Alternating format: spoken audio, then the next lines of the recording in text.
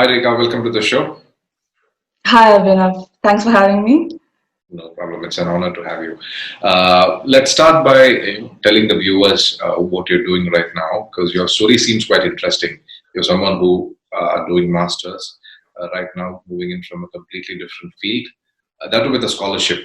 So I'm sure it'll be an interesting chat ahead. But before we get into the details about scholarship and how you got to where you are right now, just give us a little introduction about yourself. Right. I am currently pursuing my master's in sport and exercise science in Leeds Beckett University in the UK. And this is through the British Council scholarship for women in STEM that was conducted last year, and we were a total of 59 scholars from India who were selected in various courses, ranging from computer science to aeronautical engineering to sports science. So it's an honor for me to be a part of that organization, to be a scholar, and to pursue this course. I myself have a background in computer science engineering, and I did work in a software engineer for 4 years. But I later decided that I want to pursue a sports science degree because my interest lies in high performance environments and being with performers, be it coaches, athletes, or even dancers for that matter. So that is why I decided to make that switch. And right now I'm in that transition of being a sports scientist in the future. Great, great. So as you might know, it's not a very common field of masters for people to go to, especially strength and conditioning coaches or sports scientists generally don't really pursue masters or undergrad, at least in India. And you're someone who are doing it with a scholarship. So if you could tell us how does the process look like of Yeah. applying for a scholarship, and yeah, the further details about it. Sure. When I initially decided that I want to do a master's in sport-related course, I had absolutely no idea where to start from. The most easiest thing for me to do was to just go to Google and do a type that scholarships for sport-related courses. So I would say for anyone who wants to look out for scholarship opportunities or for sports-related courses, just go to the basic and go for a Google search. There are a number of organizations out there that provide scholarships, which could be like an international organization or a national organization.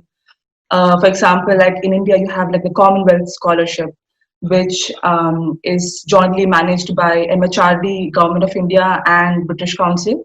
At the same time, you have private organizations like INLAC's Shivdasani Foundation in India, which provides the INLAC's scholarship opportunities. So, just having an understanding of what organizations are there, what scholarships that they provide for what all courses. Now, each scholarship would have a certain requirement or criteria which you need to fall under. So, you wouldn't probably be eligible for all scholarships, and you need to really make that research and understand where you stand in the bigger picture.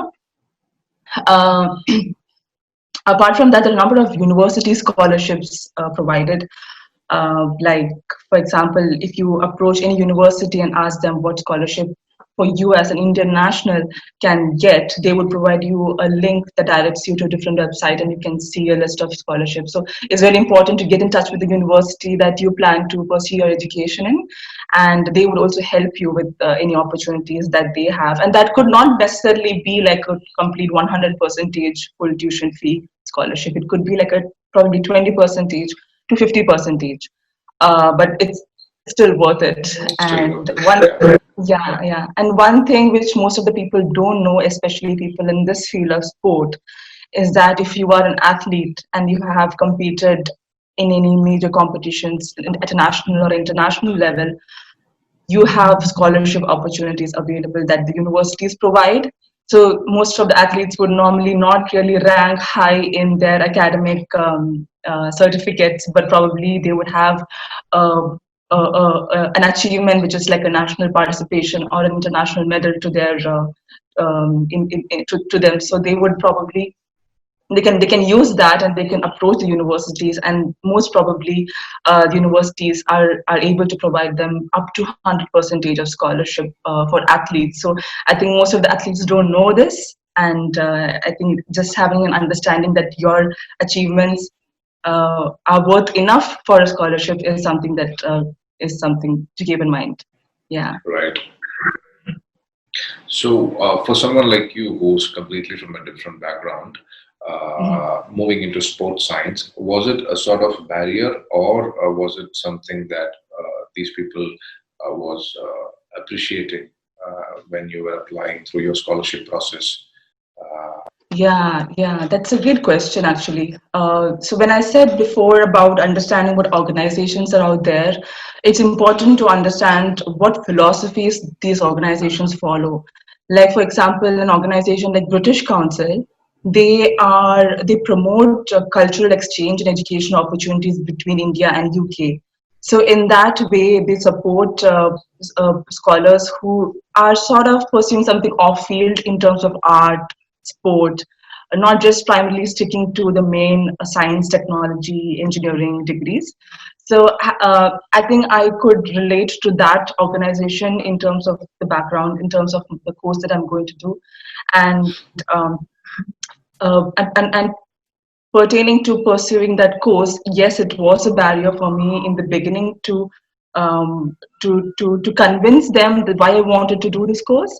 So, if you are someone from a different background and if you have been called for an interview for the British Council, they would definitely ask you the question like why you want to switch your career from a different background, and they would want to know the reason. So, as long as you can justify with a good reason, as in a genuine reason why you want to make that switch, and convey that with passion, I think they would be able to see you through through that, and be able to give you that scholarship. Yeah. Yeah. So, is interview the part of Hmm.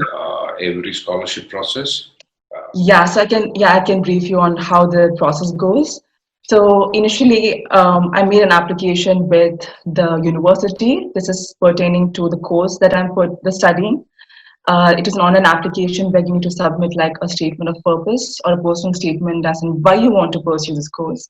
And at the same time, I had knowledge of the scholarship, so I had requested them if they could nominate me for the scholarship. So they got back to me a month later saying that they're offering me a conditional offer letter at the same time nominating me for the scholarship, and they directed me to the British Council website where I had to make a second application, again entering my personal and professional details, and there were 4 to 5 questions which I had to answer, which mostly were related to my career aspirations and why I wanted to do this course in UK and not in India, and question in those lines. So after I had made that application for British Council scholarship, they replied back around a month later, saying that I got shortlisted for an interview, and the interview process happened in Mumbai, where I was interviewed by a panel of 3 jury members. Uh, so during the interview, I realized that you know just understanding just your academic qualifications or your academic background is only a small part of the entire scholarship, although the uh, misconception was that is the only thing that matters, but what actually they really want to know is your story. They want to know why you want to pursue that course and what you want to achieve out of it, how you would give back to the country, how you would give back to your community, how you would give back to the society. Would your education make any difference to anyone's lives in India? So you need to sort of put yourself in the shoe of an entrepreneur and sort of look at what problems are you planning to solve, or whose life are you planning, whose life is going to get impacted by your education. So just having that vision a little bit beyond your own aspirations or your own ambitions, and just having a vision beyond that in a larger perspective, I think is what organizations are looking for from candidates who approach for scholarships. Right. So, how long does the whole process take if someone wants to apply for it and then plan their academic calendar? How long? Yeah, yeah, Yeah. yeah. Most of the courses would start around in the month of August, and the scholarship opportunities, if they're available, the deadlines would be anywhere 8 to 9 months before the course starts. So it's very important for anyone preparing for scholarship to start very early, go and do as much research as possible, get to know about the organizations, get to know about the sort of philosophy that they follow, and make your application at least 8 to 9 months before your course starts. So this takes at least a year's preparation. You can't imagine yourself like making your way a month before the course through the scholarship. That doesn't work out. So you need to give yourself a good time. Yeah, so just having that time frame and the entire scholarship, I think the application and the interview took 4 months for me, starting from November to, no, actually it took 5 months. So that would be November to February, March. And I think after that was when a month later they announced the results. And pretty much after that, it is there's nothing much to do. It's up to you. Like I took my own time for preparation. I wanted to go through some courses and study some basic concepts related to the course because I did not have a background in it. But I think just having those few months purely given to your preparation for that interview and to that application is really important.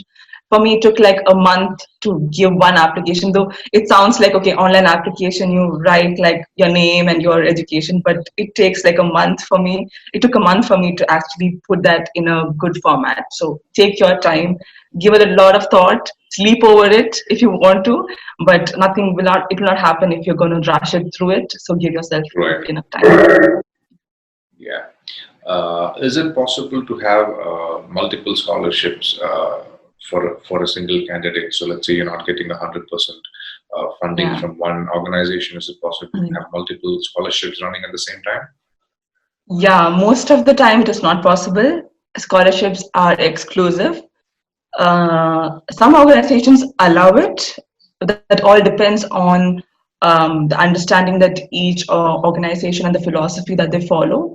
But for example, the British Council scholarship doesn't allow multiple scholarship for a candidate, which you don't need because almost your entire tuition fee is being covered.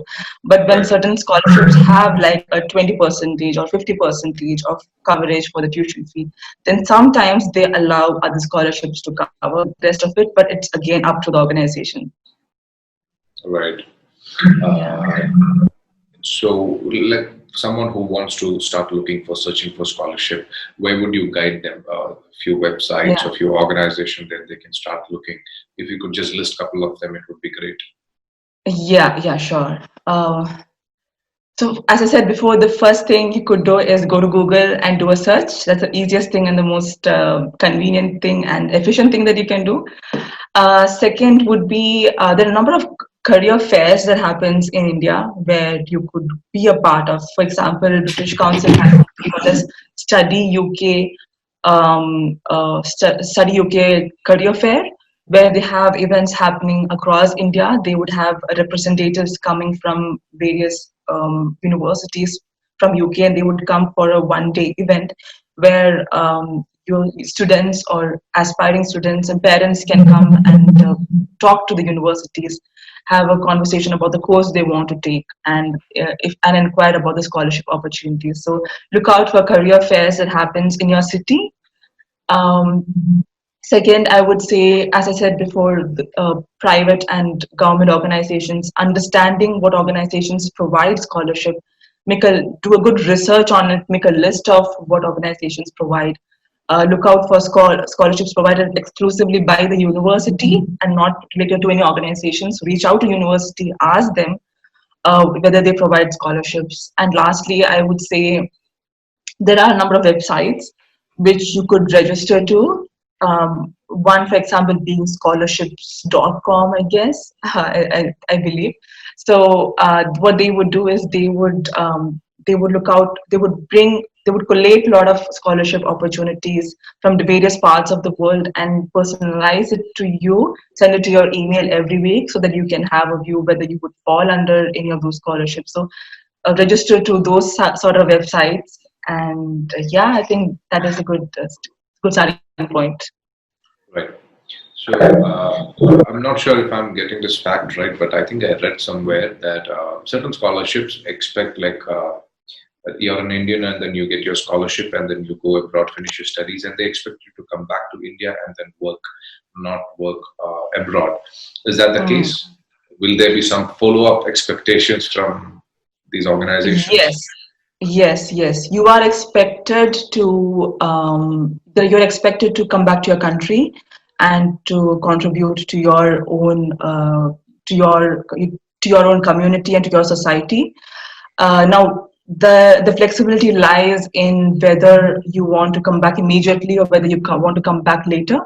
So some organizations would have that sort of a contract with you where immediately after your education you need to be back to your country for at least 2 years where you need to contribute back to your economy. Whereas other organizations will not have that contract but would be expecting you to be back. So eventually the organizations, what they want to know is, or the potential that they see in you is your contribution back to the country. And even if you want to get a sort of work experience from abroad, it is all right, provided you follow their contract details. And if it is 2 years that they mentioned, then finish your work experience back in India, and you can still go abroad and get the work experience that you want. So it all depends on the organization and how they work with each scholars. That's interesting. And let's say hypothetically you manage to get a scholarship and you're getting your master's degree done from a university. In your experience and with your interaction with your professors and your peers, how does the placement opportunities look like? How does the career landscape look like for you and in general for people who are pursuing sports science as masters? Okay. I would say there aren't many placement opportunities that come to universities like how we would expect. By the end of the last semester of the year, you would have like employers coming to your university and doing like a recruitment drive. So that concept doesn't exist here. Yes, there are career fairs and opportunity for you to meet employers in the university, that they would come down and you can have a conversation with them. But it all depends on how proactive you are, how much networking that you do, and work around being proactive yourself, sending out applications, being really consistent about it, preparing really well. So it's all up to you whether or not you get a job after your education. But it is possible. Yes, I think a country like UK has a lot of opportunities for sports related courses, be it like nutrition or be it like physiology, psychology, biomechanics. So or even like health related for that matter. So there are a lot of opportunities. So it is up to you what you make out of it. Yeah, but I think it's mostly up to you. What a lot of people do is they enroll themselves in part-time jobs. So they find opportunities as soon as they come to the country. They find part-time jobs where which is closely related to their field. They sort of work there for a span of 6 months and later try to convert that or transition into a full-time job. So it's about you working around your ways and knowing how to network and get to meet people and get it done for you. Yeah. Great. And it is not just in the case of sports I'm talking about. Now this is the case for even like a computer data scientist or computer scientist. They also have to go through the same process, and it's not just because you're pursuing a sports course. Great. So, what is next for you professionally once you're done with your masters? What is that you are planning for yourself professionally? Yeah. I would like to work as a sports scientist for being that support group for coaches and athletes back in India, working in high performance environment in training and competition, and see in what ways that I could contribute to improving the performance of athletes. Like if I could be a part of a team that enables an athlete to win a gold medal at a major competition like Olympics, I mean, nothing like that. It would be like a dream come true for me as well. At the same time, I really would like to see how I could use my background in computer science technology. So I come from a in computer science background, and although I have made a transition, I would like to see how I could make an overlap between computer science or even technology and sports science, because I think there are a lot of health tech, fit tech, and even like sport tech avenues that are being opened at the moment in terms of mobile applications or even about trackers and stuff. So I would really like to explore that area. So yeah, I think these two are in my mind at the moment, and I will see where it takes me. Great, great. So generally, when you hear the term sports scientist, people assume that it is going to be a desk job and not a coaching job, something that's Hmm. quite data heavy, research oriented. So what is in it for you? Are you planning to be a coach slash sports scientist, or a sports scientist slash coach? Wow. Uh, so sports science is a very science-oriented, science-driven area. It is something, for example, that the sort of education that we are going through as sports science graduates is so much rooted in the scientific literature and scientific evidence which is out there in the last 10 to 15 years. So I think having a knowledge of, so what happens usually is as a sports scientist and as a coach, there's a lot of gap in terms of the understanding of the area. So the coach would know more about the sport than you as a sports scientist, but you would know more about the scientific aspect of improving the athlete's performance than that of a coach. And the moment you start conveying that message to the coaches, what happens, there becomes a communication gap, because what happens is sometimes coach would not be able to understand that sort of a jargon.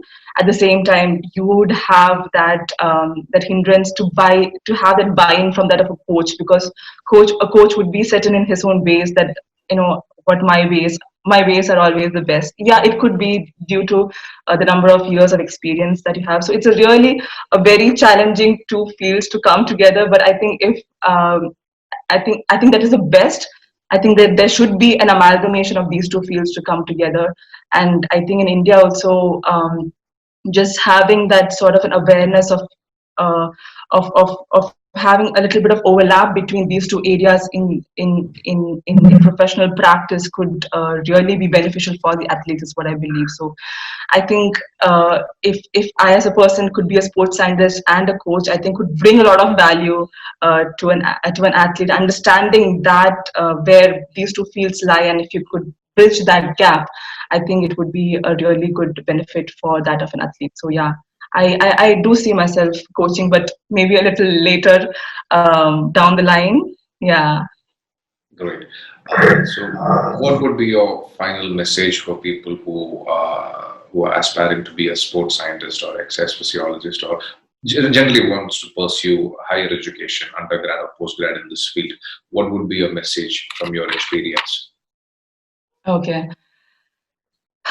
Um, First of all, I would like to say, for anyone who wants to pursue a sports science degree from a different background, say, for example, if you come from a social science background or you come from an engineering background, I would like to say first is that it is possible, because sports science is a very multidisciplinary field. There are people coming from different areas and different interest backgrounds to this course. So I could give you some examples. If your interest sort of lies in biology and chemistry, you could pursue a sport physiology or a sports nutrition course.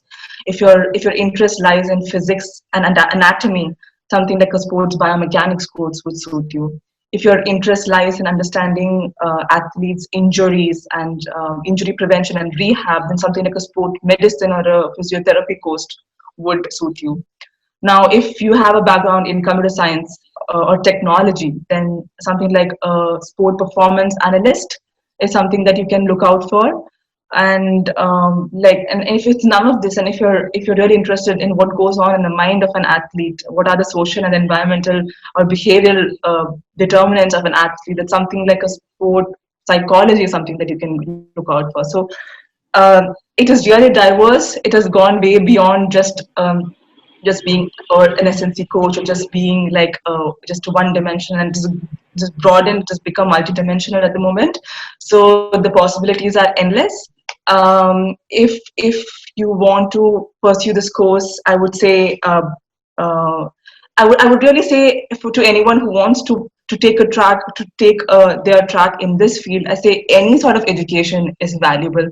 I would not vouch to say to go and do a master's course, because I know how difficult it can be for anyone, considering that it is not really given that much of value back in India, and the prospects in future is sort of vague.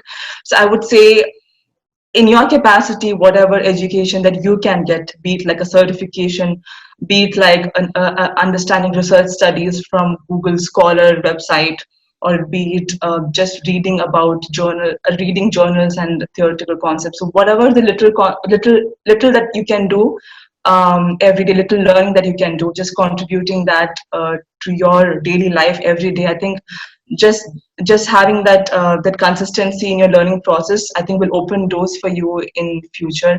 Opportunities will come to you, be it in terms of doing a master's, or doing a certification, or whatever that is possible with you at that particular point of time. So um, yeah, it is possible is what I would like to say first. And grab any opportunity that comes to you, give your 100% every time, and I think yeah, I think you can make a career out of this, provided that you work towards it every day.